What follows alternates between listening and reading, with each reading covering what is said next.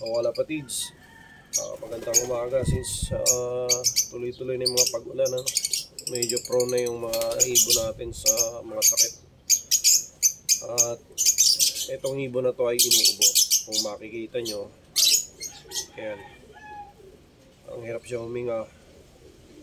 Pero madali lang gawa ng paraan yan at pwede natin gamutin. So nagbabad na tayo ng dahon ng oregano tsaka kalamansi. So bali yung pinagbabaran ng kalamansi at tsaka dahon ng oregano, pinagsama natin.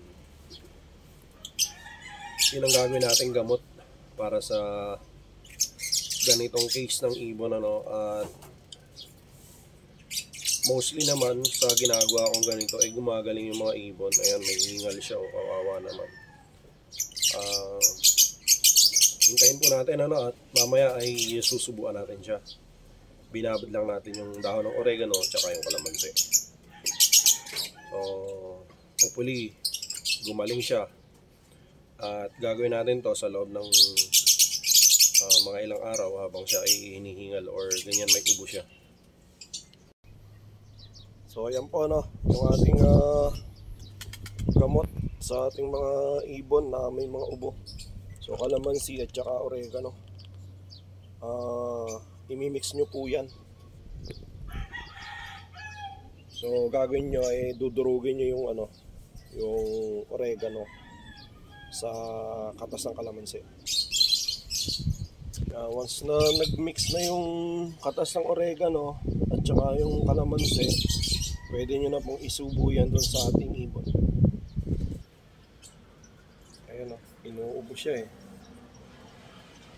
pero minsan ayun, minsan umuubo siya. Ayan. Ayan.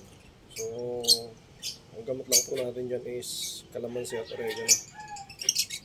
Subukan na po natin siya para hindi na mahirapan ng ating kalapate.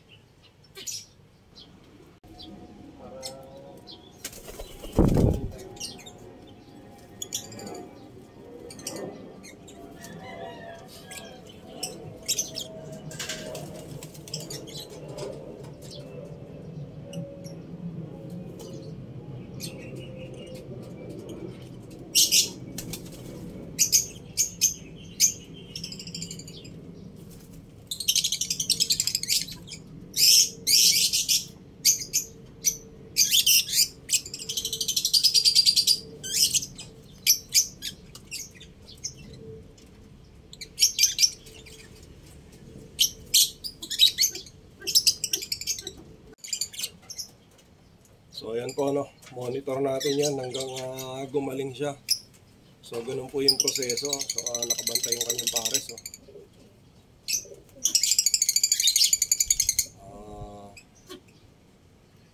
Update ko na lang po kayo pag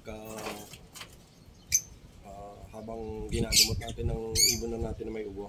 Maraming salamat mga kalapatids at paki-subscribe na lang po ang aking channel para ma-update kayo sa aking mga vlog activity. Maraming salamat.